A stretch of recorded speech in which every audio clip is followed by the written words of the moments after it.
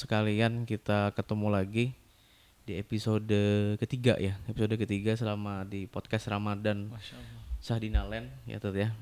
Masih bersama saya di sebelah saya ini sudah ada Ustadz Putra kembali, Ustadz Putra Pradipta. Cuman hari ini kita ganti suasana tempat ya. Oh iya. Karena ruangan di bawah lagi dipakai, jadi ya Masya Allah tabarakallah, alhamdulillah ini juga udah di tengah kondisi dan segala macam kita masih bisa tetap bahasanya Semangat ini ya. bersemangat dan berdakwah, menebarkan ilmu-ilmu yang bermanfaat insya Allah buat teman-teman di manapun berada. Nah insya Allah hari ini kita langsung aja lah Tat ya, mau ngebahas ini kan kita sudah masuk di 10 hari terakhir Tat ya. 10 hari terakhir. Ini bahkan ini sudah malam keberapa nih Tat ya? Ini puasa hari keberapa Tat ini? Kalau hari Ini berarti puasa ke-20 atau malam 23 ya berarti. malam 23 versi 23 Selasa ya? Versi yang hari Senin kalau nggak salah. Hari Senin. Hari Senin. Berarti kalau yang hari Selasa malam 22 berarti ini ya? Iya. Oke.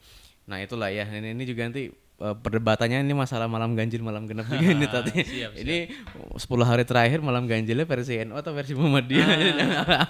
Nanti kita bahas nanti banyak di episode kali ini lah. Nah, insya Allah hari ini kita mau bahas banyak seputar amalan-amalan atau yang banyak ditanyakan, pernak-pernik puasa juga, tapi lebih khususnya yang sering ditanyakan di 10 hari terakhir salah satunya atau salah banyaknya itu pertama tentu saja tentang keistimewaan atau keutamaan 10 malam terakhir yang sedang kita jalanin ini, yang sudah masuk ini. Kemudian yang kedua adalah tentang salah satunya untuk mengamalkan atau mengisi 10 hari malam terakhir itu tadi itu dengan itikaf. Nanti kita juga ngebahas soal itikaf.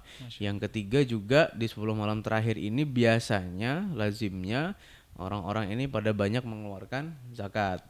Baik zakat itu zakat mal ataupun zakat fitrah.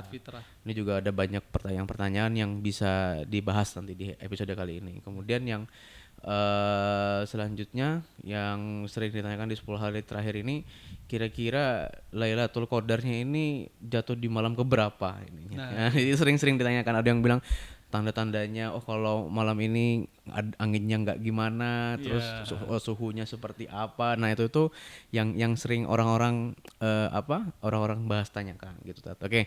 Nah pertama kita mau ngebahas dulu seputar keutamaan 10 malam terakhir Ramadan ini Tat. Nah kenapa kok 10 malam terakhir ini jadi sesuatu yang spesial dibandingkan lah ini bulan Ramadan ini kan 30 hari full ini pasti spesial kan gitu. Betul. Nah tapi kenapa di 10 hari terakhirnya ini jadi jauh lebih spesial, dan bagi sebagian orang banyak yang memfokus mengencangkan pahala atau mengencangkan amal ibadahnya di 10 hari terakhir. Memangnya ada apa sih di 10 hari terakhir ini Ustaz? Izin sapa dulu ya. Boleh siap. Assalamualaikum warahmatullahi wabarakatuh. Waalaikumsalam warahmatullahi. Teman-teman yang dimuliakan Allah Subhanahu wa taala, alhamdulillah nih Bang Bobi ini udah masuk hari ke-20-an lah ya, hari ke-20-an lah ya. 22 ya. Kita melaksanakan puasa, tentu mudah-mudahan kita masih selalu semangat. Siap. Dan semoga selalu sehat sampai dengan akhir Ramadan nanti ya. Siap insyaallah. Sampai dengan Syawal. Baik, kalau ditanyakan kenapa sih kemudian teman-teman sekalian banyak orang yang mengencangkan bahasanya gitu ya, menambah atau menggaspol istilahnya gitu ya. Jadi kalau filosofi kepiting itu, jadi saya pernah bantuin teman-teman ada yang ngikat kepiting apa segala macam. Oke. Pernah kegigit kepiting, kecapit kepiting? Saya sih belum. Belum ya. Tapi kebayang sakitnya sih, pasti sakit sih. Nggak bisa lepas kayaknya tuh. Itu sakitnya luar biasa. Nah, kemudian ketika itu saya tanya ke ke teman ini, kok sakit banget, dia bilang itu biasanya Ustaz kalau dia sudah sekarat katanya. Oh gitu. Maksudnya apa? Saya bilang loh kok bisa? Iya, kepiting itu semakin dia menuju akhir hidupnya atau semakin injury time dia semakin kencang dia ini ya. Bahasanya gitu. Kapan lagi bahasa gitu. Mumpung tadi gue mati sekalian aja gue kenceng-kencengin gitu ya. Nah, jadi sebenarnya setelah itu ya memang qadarullahnya kepitingnya mati dia. Tapi maksudnya apa di sini? Artinya adalah kita mengambil filosofi bahwa di ujung-ujung bulan Ramadan ini, yang dimana kan bulan Ramadan ini kan sayyidus syahr min syuhuril ukhar kan gitu. bulan yang paling mulia ya di antara bulan-bulan yang lain kan gitu. Makanya ketika sudah di ujung-ujung ini orang semakin kenceng. Ya. Bahkan mulai banyak yang mengajukan cuti di awal apa segala macam gitu ya. Ya. Agar bisa menghidupkan malam-malam maupun juga siang di hari-hari 10 malam atau 10 hari terakhir Ramadan ini. Di antaranya juga di situ memang kalau kita lihat beberapa nas atau riwayat hadis yang menjelaskan turunnya malam Lailatul Qadar itu yang paling kuat dalam artian walaupun ternyata dari hari pertama tuh sudah ada potensi Lailatul Qadar. Oh gitu. Oh enggak mesti 10 hari. Enggak mesti 10 malam terakhir. Hanya saja memang pendapat ulama ya mayoritas yang paling banyak ya yang paling kuat pendapatnya yaitu 10 hari terakhir itu. Nah, 10 hari terakhir. Itu kalau nggak salah hadis yang diriwayatkan oleh Aisyah radhiyallahu taala anha. Jadi itu kok pada ngebet semua kan gitu. Oke, berarti pengen dapat Lailatul Qadar ini gitu kan. Nah, Lailatul Qadar ini apa sih Tat? Mungkin bagi yang belum tahu ini. Iya. Jadi kalau kita lihat kan kita kembali kepada dalil nakli ya. A'udzubillahi minasyaitonirrajim. Bismillahirrahmanirrahim. Wa ma adraka ma Lailatul Qadar. Apa sih Lailatul Qadar itu? Jadi dalam Al-Qur'an itu gini, inna anzalnahu fi Lailatul Qadar. Sesungguhnya Allah turunkan dari satu malam itu sebuah malam spesial namanya malam Lailatul Qadar. Kemudian di situ ada kalimat pertanyaan, apa sih? Maksudnya juga biar hamba-hamba ya, makhluk-makhluknya Allah, hamba-hamba yang beriman ini juga tahu esensinya tujuannya apa sih gitu. Wa ma adraka ma Lailatul Qadri khairum. Nah, langsung Allah jawab. Lailatul Qadar, malam Lailatul Qadar itu khairum min alfi syahr. Lebih baik daripada 1000 bulan. Berarti kalau kita hitung berapa tuh 1000 bulan tuh? Kalau di disetarakan itu kalau nggak salah 83 tahun kalau nggak salah. 83 tahun ya. Ya sekitar 80 tahun jadi seandainya gini nih. Kita misalnya Bang Bobi zikir subhanallah. Jadi subhanallah yang satu kali ini dikali seakan-akan 80 tahun. Waduh. Kemudian, di satu malam itu Tad ya? Di satu malam itu ya. Di malam Lailatul Qadar itu. Tapi nanti saya ada menyampaikan sesuatu yang luar biasa tentang ini.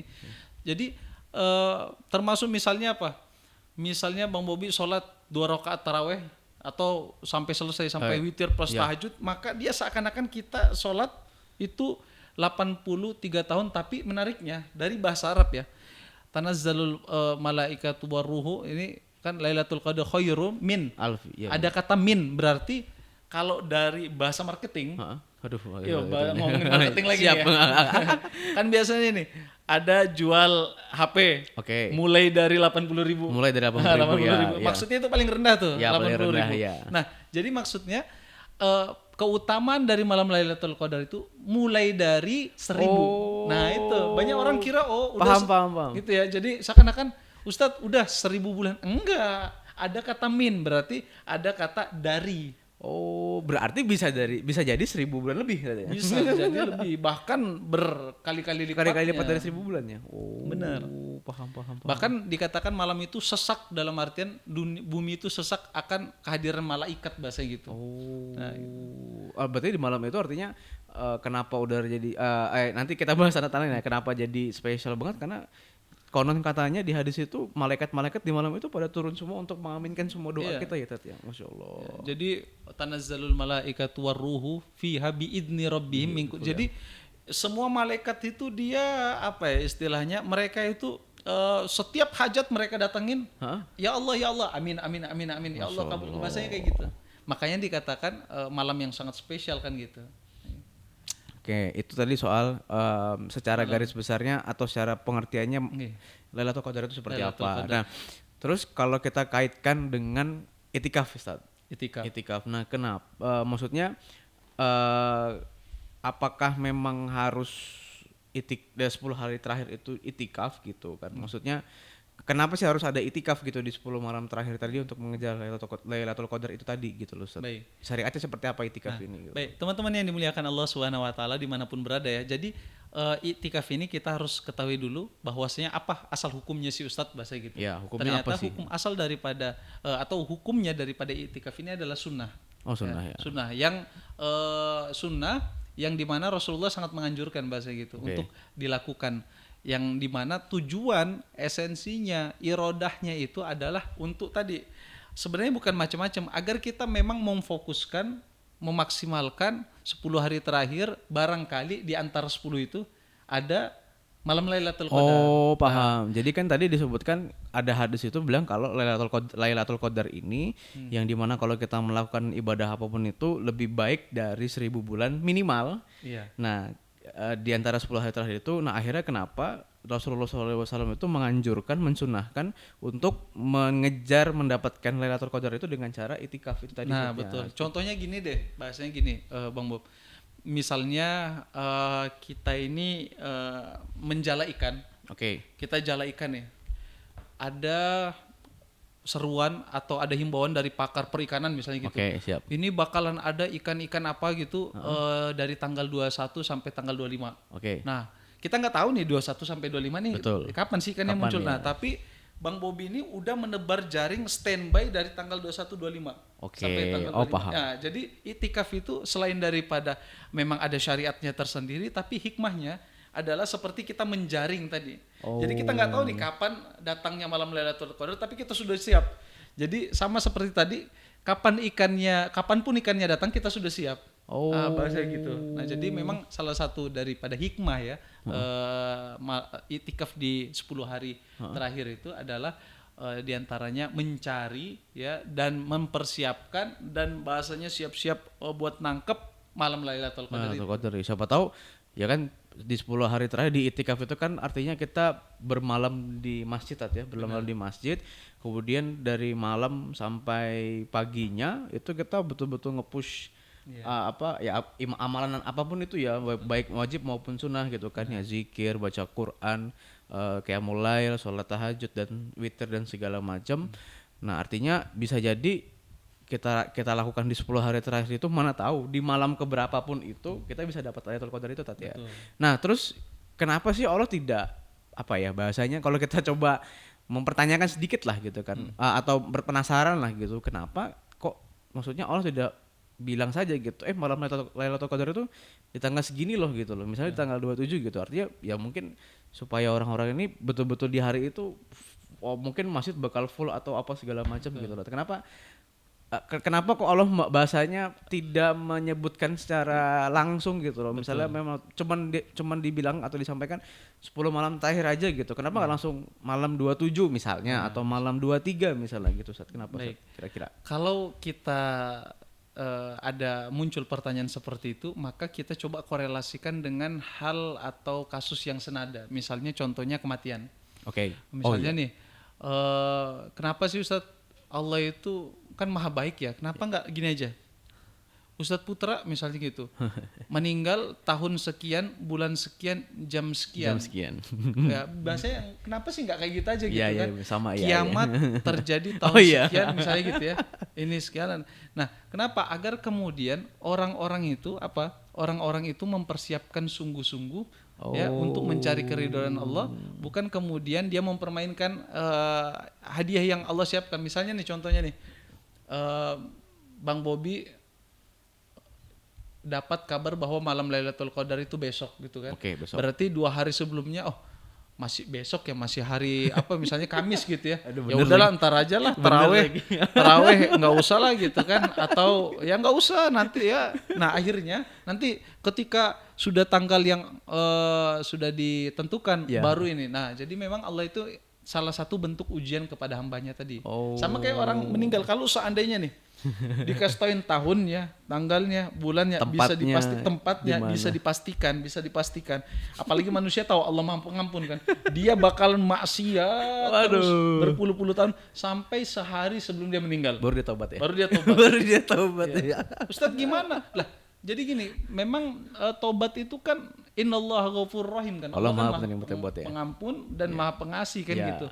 Sebanyak apapun dosa kita kata Allah, wala ubali, saya nggak peduli dosa kalian kalau kalian minta ampun. Nah, bahasa gitu. Nah, termasuk juga ketika Fir'aun dia mau tenggelam itu kan, kalau seandainya dia sempat kemudian bersyahadat ya, tapi akhirnya disumpel mulutnya sama malaikat Jibril kan. Itu dia kata Allah, fastaghfiru fagofartulah wala ubali, maka akan aku ampunkan dia, bahasanya gitu. Dan saya nggak pedulikan dosanya Fir'aun, bahasanya gitu. Seandainya kalau kita Fir'aun itu berkaca kejadiannya Fir'aun waktu dia mau tenggelam di Laut Merah itu tadi, dia kan sudah mau bersyahadat gitu kan. Iya. Tapi ya bagian dari rencana Allah juga dan maksudnya tapi seandainya pun di momen itu dia bersyahadat full artinya diampunin ya. Iya, Walaupun dia kalau- kejamnya luar biasa di zaman itu. Kalau ketika detik itu atau 1 menit sebelum dia ya tagerger gitu ini nyawanya itu Masih ditenggorokan lah ya. ditenggorokan atau sebelum itu, Sebelum itu. dia bilang ya Allah saya beriman kepadamu, saya mohon ampun, maka faghfartu, Allah ampunkan. Semua termasuk syirik itu diampunkan kecuali dia nggak sempat tobat. Oh. Nah gitu. Nah jadi hikmahnya apa? Kenapa Allah ini merahasiakan malam Lailatul Qadar? Agar, nah ini dia, agar kemudian para hambanya, kita orang yang beriman ini adalah orang-orang yang robbaniun, Bang.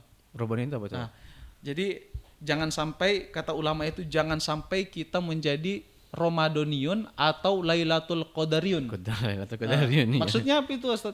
Maksudnya kita ini jangan sampai menjadi seorang hambanya Ramadan, hambanya Lailatul Qadar, ya. Malah kita lupa bahwa seharusnya kita ini menjadi hambanya Allah. Jadi maksudnya ini kita kan ibadah ini tanpa henti ini kan sebenarnya mencari ridho Allah ya. Betul. Dapat Lailatul Qadar, alhamdulillah, Ya. itu bonus dari Allah, tapi tujuan niat awal kita adalah mencari ridho Allah. Mencari dan juga menyembah Allah pastinya gitu Tentunya kan. Ya. bahasa gitu. Kan kalau misalnya sudah Ustadz udah dapat malam Lailatul Qadar atau Ramadan, akhirnya nanti Syawal udah kendor lagi. Udah bahasa 83 tahun nih setara ini Iya. udah Nah, hitung-hitungan selesai nih. Nah, Setahun aman lah gitu. Iya. Dan ngerinya Rasulullah itu pernah gini.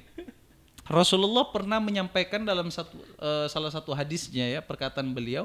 Jadi istinbatnya atau intisarinya seperti ini, bahwa Allah Subhanahu wa taala itu memasukkan orang ke dalam surga itu karena rahmatnya. Ya, oh ya. Karena rahmatnya dan karena ridhonya. Bukan karena pahala yang kita lakukan saja. Bahkan orang sahabat Nabi itu bertanya, "Ya Rasulullah, termasuk engkau?" Bahasa gitu. "Iya, termasuk saya. Saya ini masuk surga bukan karena amalan saya, tapi karena keridhaan Allah. Tapi cari ridhonya Allah, cari rahmatnya Allah, salah satu wasilahnya adalah ibadah tadi." Tadi kan? itu ya. Nah, Oh, itu ya. dia. Jadi penting sekali kita agar lurus ya akidah kita, bahwa tujuan kita ibadah ini kan bukan karena Ramadan ya. Betul. Karena memang semata-mata untuk mencari ridhonya Allah. Mencari ridhonya Allah Nah tadi. itu dia. Makanya boleh silakan kita ikhtiar. Ya. Ikhtiar dalam artian cari 10 malam terakhir. Tapi jangan lupa juga bahwasanya niat kita harus diluruskan. Karena yang kita cari ini bukan malam Lailatul Qadarnya, tapi yang kita cari ini adalah ridhonya Allah.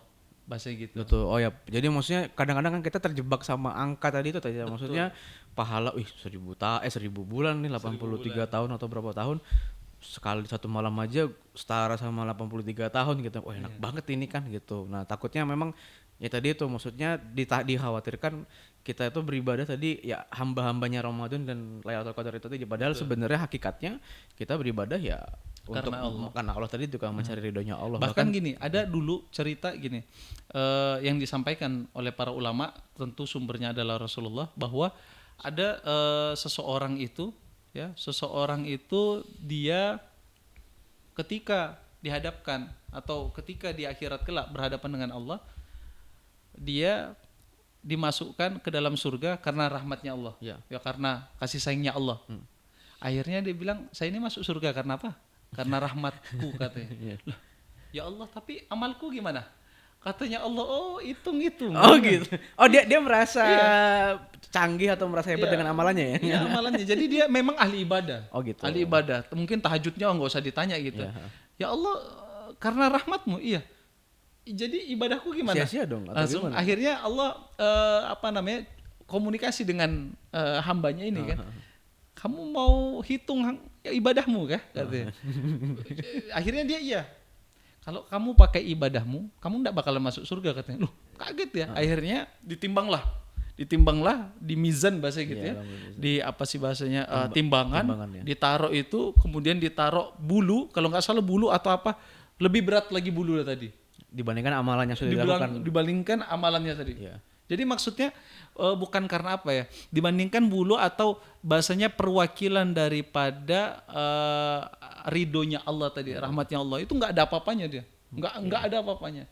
Nah, jadi maksudnya tentu agar kita mendapat ridhonya Allah, kan innamal a'malu binniyat tadi, Bang. Jadi memang harus siapapun yang sampai detik ini silahkan semangat cari Lailatul Qadar, Boleh, nggak tapi apa-apa. jangan lupa niatnya diluruskan. Ya, Nah, itu dia, Bang. Nah, itu tadi. Oke. Nah, itu dia soal Nah, kalau kita ngebahas sedikit lah, apa ya bahasanya, bukan dalam rangka kita untuk mencari-cari atau bahasanya mana sih kapan sih malam Lailatul Qadar itu terjadi, tapi ini lebih kepada ikhtiar kita, karena kan mungkin apa ya, mungkin ada yang sama pekerjaannya apa segala macam gitu kan, tapi ini kan juga ada di hadis Nabi gitu kan, bahwa banyak disebutkan apa ciri-ciri atau tanda-tanda Lailatul Qadar itu sedang terjadi itu seperti apa gitu. Walaupun juga ini bukan berarti kita ya tadi itu bukan berarti kita hamba Lailatul Qadar gitu kan. Jadi maksudnya betul-betul oh ini tandanya ada nih. Oh berarti malam ini aja gitu. Terus kalau nggak ada tandanya nggak puasa nggak ngejalanin ibadah serius gitu kan. Nggak gitu, tapi lebih kepada ada nggak sih tanda-tandanya yang disampaikan oleh Nabi atau para sahabat itu? betul. Lailatul Qadar itu tandanya di hari itu atau di malam itu tuh yang disebutkan di hadis itu apa saja sih? Nah, jadi kalau tadi itu kan lebih kepada untuk biar niat startup di awalnya lurus gitu Betul. ya. Nah, kemudian juga bukan berarti kemudian kita nggak boleh berikhtiar atau berstrategi. Betul. Bahkan karena kalau kita lihat hadisnya, Rasulullah mengatakan ya di malam 10 hari itu ya burulah. Maksudnya ya memang Rasulullah juga nyuruh kepada umatnya, kepada kita ini ya, untuk kemudian juga mewanti-wanti. Berarti kan ada ikhtiarnya ya. Betul. Ada ikhtiar. Selain daripada niat harus lurus, Betul. tetap juga ada ikhtiar. Nah, di antara tanda-tanda terjadinya malam Lailatul Qadar, walaupun nanti ada perbedaan pendapat, tapi kita ambil yang paling roji gitu ya. Yeah. Ya itu diantaranya ketika malam itu terasa sunyi dia. Sunyi itu maksudnya bukan sunyi bagaimana. Jadi kalau kita lihat pohon itu dia, coba perhatikan deh. Saya itu sering sekali merhatiin kalau 10 hari itu. 10 terakhir ya. Iya, perhatikan kan biasanya pohon itu kan apa Ada ya, angin, daunnya goyang-goyang, apa segala macam. Nah, tapi ini Allah alam ya, ini mungkin firasat saya aja, saya. Kemarin kalau nggak salah saya ada ngisi salah satu masjid di Kilo itu di malam ganjil 21. Malam 21 saya ingat, malam apa nih, malam ganjil. Oh, akhirnya saya coba apa namanya iseng-iseng yang lihat ini, kok pohon itu daunnya enggak ini. Jadi memang salah satu ciri-cirinya, walaupun maksud saya bukan Ustadz berarti kemarin enggak ya. dalam artian salah satu cirinya ya, itu apa namanya, suhu itu enggak panas enggak dingin, sedang di malam harinya itu ya. Betul. Kemudian langit terbuka, walaupun ada juga riwayat mengatakan ketika itu hujan deras, tapi luar biasa. Ini kemarin tanggal 21 itu seingat saya hari malam Senin. Malam Senin itu malamnya agak tenang. Tanggal 21 itu 21 Ramadan, malamnya agak tenang. Kemudian saya lihat itu ada pohon daun itu nggak terlalu banyak dan bahkan nggak goyang-goyang, nggak kena angin. Kemudian saya lihat langit itu terbuka, kemudian subuhnya hujan deras. Ya. Nah itu salah satu daripada tanda-tandanya. Walaupun Ustadz dalam riwayat yang lain dijelaskan bahwa bumi akan terasa sumpek ya, bukan kemudian sumpek-sumpekan sama malaikat, enggak. Bukan, maksudnya para malaikat itu hadir ribuan bahkan puluhan ribu sebagai apa? Sebagai wasilah untuk mencari hamba-hambanya Allah yang mencari keridhaannya Allah di malam itu. Nah gitu. Jadi salah satunya tadi malam terasa tenang, kemudian juga angin, suasana, suhu itu nggak panas nggak dingin, sejuk lah. Nah bahasanya sejuk. Kemudian diantaranya kalau kita lihat tumbuhan itu dia nggak terlalu banyak gerak, dalam artian tenang gitu ya. Kemudian langit itu cerah terbuka, bahasa gitu ya, kelihatan bintang-bintang apa segala macam kan, nggak tertutup awan. Kemudian di pagi harinya itu sinar matahari dia bahasanya sangat bersinar tapi nggak panas. Oh gitu. Nah, dia seperti apa ya? Mungkin jingga lah warnanya. Oh gitu. Jadi kayak terbuka, nggak ada awan, nggak ada apa, tapi menyinari, tapi kayak nggak terlalu panas gitu, menyengat gitu panas gitu. Ya. Kan biasa kalau kita misalnya nih di sekolah ya, pagi-pagi itu kan upacara nyengat ya. Itu kan terasa panas banget. Nah, kalau di pagi hari setelah malam Lailatul Qadar itu salah satu tandanya adalah cahaya matahari itu bersinar tapi dia bersinarnya nggak redup, nggak, cuma lebih kepada ya sinar-sinar lembut gitu lah. Oh gitu. Dan nggak terlalu panas bahasanya gitu. Oke, nah itu tadi soal tanda-tanda ya, tapi tetap kita himbau sama teman-teman juga. Ini mungkin lebih kepada kayak ya apa 10 hari terakhir kan mungkin teman-teman pada di masjid, Betul. di dekat rumah atau mengkhususkan di mana bareng sama keluarga, suami, istri, anak dan segala macam. Ya mungkin iseng-iseng aja gitu kan pas malam habis tarawih apa sambil baca Quran di luar gitu. Ngecek-ngecek gini, wah kayaknya ini nih gitu. Kayaknya ini nih gitu. Jadi mungkin lebih kepada ini aja sih motivasi lagi aja sih, tapi bukan berarti kalau sudah kemarin sudah nih Lailatul Qadar nih. Terus nggak mau baca Quran tuh bukan kayak gitu ya gitu. Jadi tetap gitu. Nah, itu tadi soal 10 hari terakhir, kemudian juga ibadah soal sunnah tadi itu soal itikaf ya. Benar. Nah, kemudian kita ngomongin soal zakat nih, Ustaz. Nah, kenapa sih atau memangnya ada syariatkah yang dikhususkan oleh Rasulullah bahwa zakat itu kan ada zakat mal sama zakat fitrah yang kita tahu lah gitu kan ya. Apakah memang ini harus dikhususkan di bulan Ramadan? Wabil khusus lagi mungkin di 10 hari terakhirnya itu tadi atau memang sebenarnya ini ya bisa-bisa aja dilakukan di luar bulan Ramadan misalnya gitu. Baik. Mungkin Jadi zakat itu kan ada dua ya. Ya. Zakat fitrah, ada zakat mal. Zakat mal. Kalau zakat fitrah itu untuk seluruh kaum muslimin, Oke. itu kewajiban bagi seluruh kaum Setiap muslimin. jiwa lah ya. Iya, setiap jiwa, termasuk budak bahasa gitu. Oke. Termasuk budak. Kalau zakat mal kan budak kan nggak wajib mengeluarkan zakat kan gitu. Nah, kemudian kalau zakat mal itu dia ada hitungan batas ambang minimal.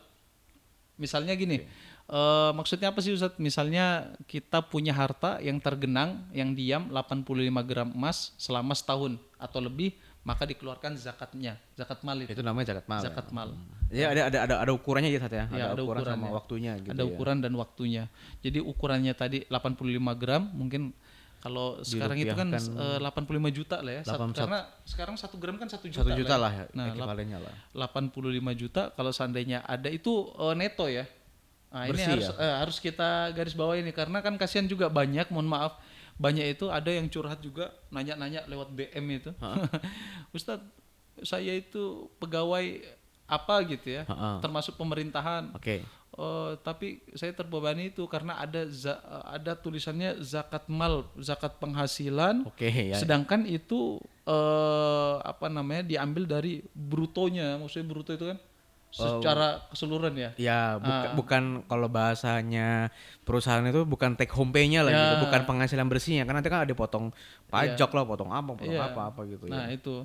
Nah, sedangkan sebenarnya nggak kayak gitu konsepnya. Oh gitu. Nah, dan itu sebenarnya konsep seperti itu bisa, dan itu pertama kali kalau tidak salah itu diterapkan oleh ulama dari salah satu dulu di Mesir namanya Said Kutub kalau nggak salah itu. Said Kutub. Beliau itu di Amerika. Itu kan tahun-tahun 90-an juga di Amerika. Kemudian di Amerika itu memang penghasilan gede. Oke. Nah, itu boleh bisa diterapkan. Kalau di Indonesia kan kadang UMR nggak nyampe, kan gitu. Nah, makanya belum bisa. Yang paling aman ya tadi hitung secara secara kaidah yang tadi setahun atau sesuai dengan jumlahnya. Nah, kalau zakat fitrah, ini berbedanya. Zakat fitrah itu khusus di bulan Ramadan, boleh dibayar sejak hari pertama bulan Ramadan. Oh, boleh di hari pertama. Nah, itu dia. Orang kan gini, taunya Ustadz 10 hari memang masyhurnya gitu. Masyhurnya gitu. Tapi ternyata zakat fitrah itu boleh dibayarkan dari hari detik pertama bulan Ramadan. Udah masuk nih, boleh nih saya keluarkan zakat fitrah di hari pertama. Mungkin takut lupa kali ya atau apa. Iya. Walaupun nanti kita lihat memang ada riwayat yang disampaikan oleh para sahabat bahwasanya Rasulullah itu juga menganjurkan kalau bisa sebelum orang berangkat melaksanakan sholat Idul Fitri. Itu yang paling afdolnya. Itu paling afdol. Tapi kalau sekarang ya hati-hati juga kalau mau kayak gitu, datang ke masjid pengurusnya udah selesai. Sibuk ngurusin sholat Id ya. Akhirnya sudah mendistribusikan ya. Jadinya apa? Zakatnya tidak sempat dibayarkan. Hitungannya sudah masuk sedekah ya, bukan zakat lagi.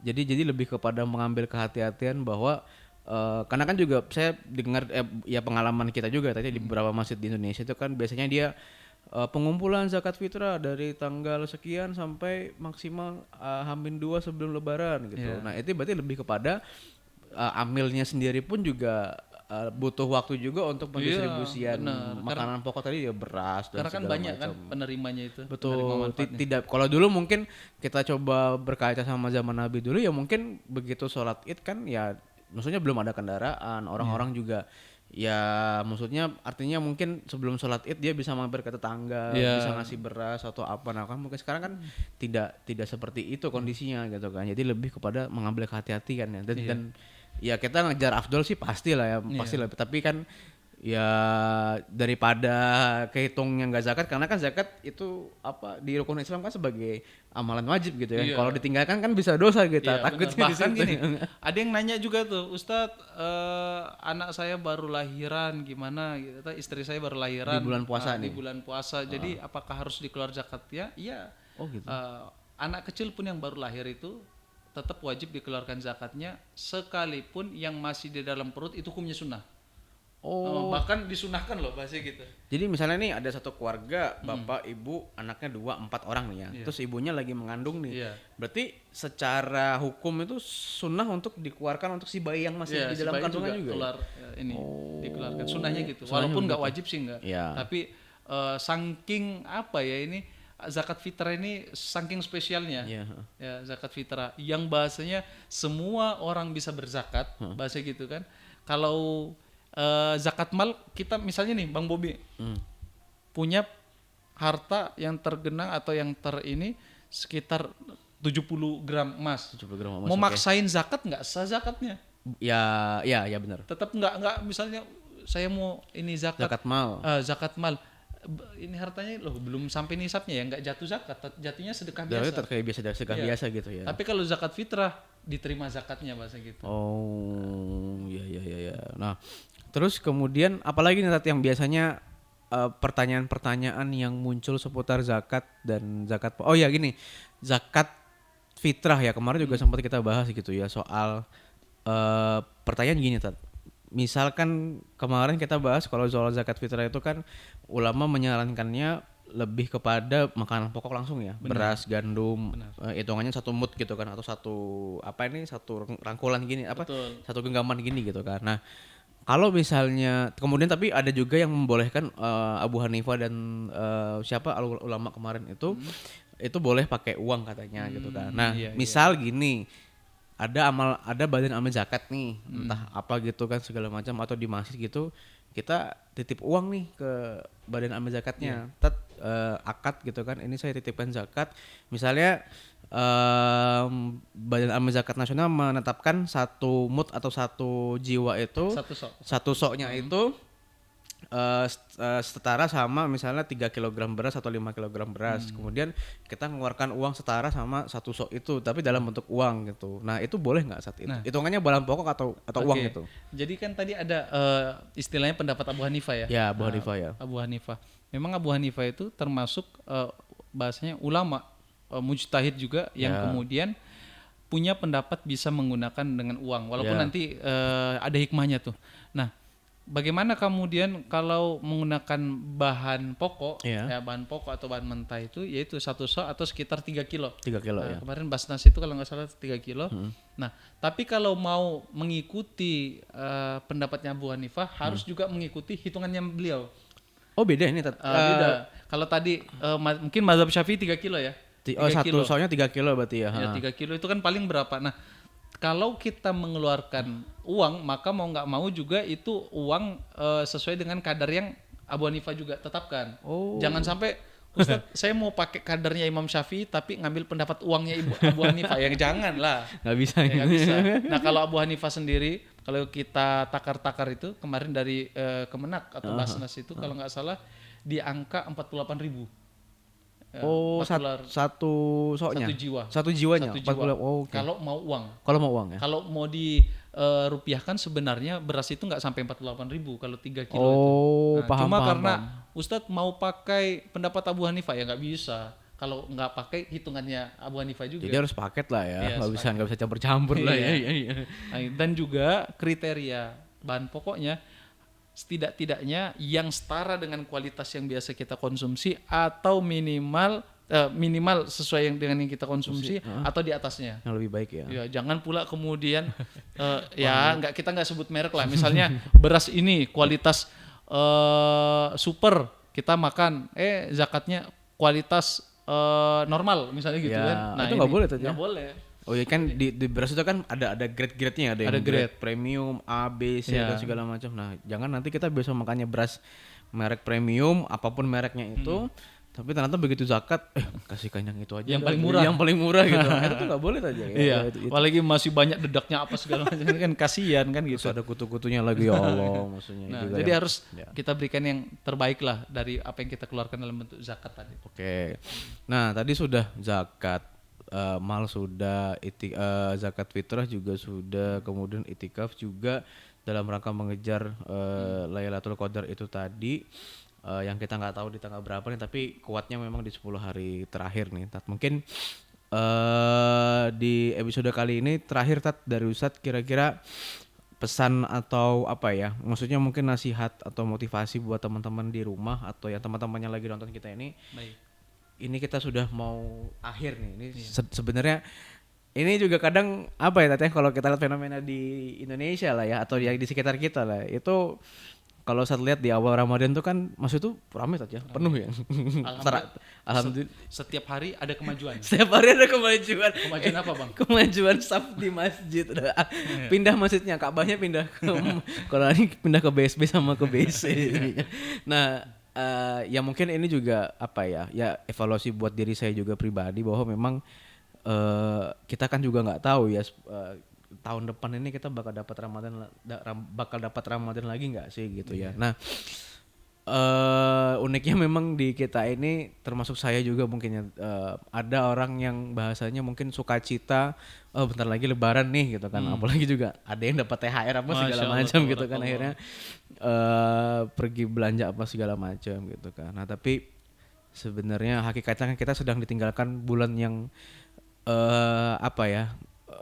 gampang banget untuk kita beribadah gitu kan, maksudnya setan juga lagi dibelenggu, kita rasanya itu betul-betul semangat tilawah Quran, ngaji, sholat apa segala macam tuh. Nah, mungkin Ustadz ada yang mau disampaikan terkait ini sudah 10 hari terakhir nih, kira-kira kita harus ngapain aja sih dalam ya sisa beberapa hari ini kita harus melakukan apa aja sih buat kita ini. Teman-teman yang dimuliakan Allah Subhanahu wa taala, tadi sudah dibahas masalah itikaf dan lain sebagainya, ikhtiar untuk mendulang hasil terbaik gitu ya. Bahasanya kan fi khawatimihha ya, maksudnya di injury time ya kan, setiap ibadah itu kan. Nah, tapi teman-teman kita harus ketahui bahwasanya ini bulan Ramadan ini bukan sembarang bulan. Ini bulan yang sangat kita nanti-nantikan, orang yang hidup, dan sangat dirindukan oleh orang yang sudah wafat. Tapi sayangnya kerinduan oleh orang yang wafat ini adalah kerinduan yang tanpa tepi, karena nggak bakalan bisa hidup lagi kan gitu. Nah, maka teman-teman yang dimuliakan Allah, tadi disampaikan oleh Bang Bobi, bagaimana sih nasihatnya? Ini sebenarnya lebih kepada diri sendiri, ajakan kebaikan kepada siapa saja yang menyaksikan ini. Ada salah satu ayat dalam Al-Quran itu bunyinya, ya laitani qaddamtu li hayati. Artinya itu gini, ya Allah, aduhai, bahasa gitu ya, aduhai betapa menyesalnya aku dengan kehidupanku. Maksudnya apa? Karena la'ali a'malu shalihan fima taraktu, agar kalau bisa saya dikembalikan dulu ya Allah. Kemarin kok malah bulan Ramadan, nauzubillah min zalik ya, ada yang maksiat tuh ada tuh. Kok malah saya maksiat ya Allah, kok malah saya tinggalkan ini ya Allah, kembalikan ya Allah agar saya bisa puasa, agar saya bisa ini, agar saya bisa itu. Maka kata Allah kan kalah, maka sekali-kali tidak bisa. Yang namanya nyesal ya sudah nyesal. Ketika hidup dunia segala-galanya, akhirat cuma dongeng belaka. Tapi ketika kita wafat, kita mati, maka apa? Maka akhirat menjadi nyata, dunia tinggal cerita. Nah, maka teman-teman sekalian, bismillah, ini masih banyak. Kalau seandainya Ustadz, saya kerja, saya mencari nafkah, baik. Kalau gitu, setidak-tidaknya amalan yang paling bagus yaitu banyak berzikir ketika kerja tadi. Agar mudah-mudahan ketika malam Lailatul Qadar dia berzikir, zikirnya itu setara dengan 1000 bulan lebih. 1000 bulan lebih tadi ya. Nah, itu dia, Bang. Oke, itu tadi nasihat juga nih saya.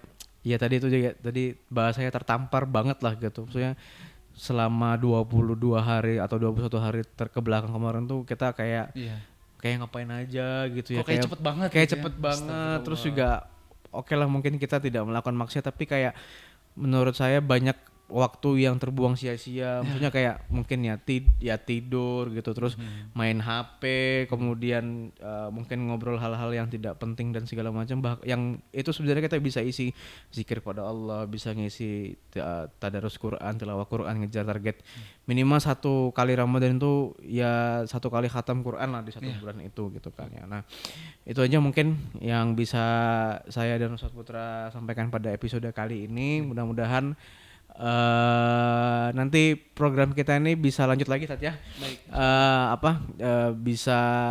Bisa di luar bulan Ramadan nanti kita bisa lanjut lagi ngebahas seputar keislaman ya, tentang apapun itulah yang di luar Ramadan. Nanti kita bisa bahas, tanya-tanya sama Ustadz Putra juga.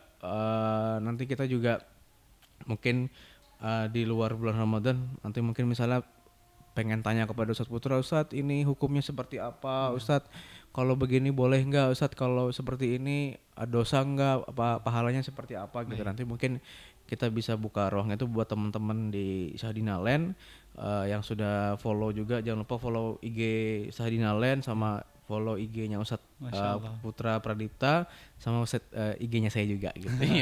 Jangan lupa. Oke, itu aja dari saya. Terima kasih Ustadz atas waktunya selama 3 episode ini. Masya Allah. Sampai jumpa lagi di episode selanjutnya di bulan Ramadan selanjutnya. Mungkin kita tutup. Assalamualaikum warahmatullahi wabarakatuh. Waalaikumsalam warahmatullahi wabarakatuh.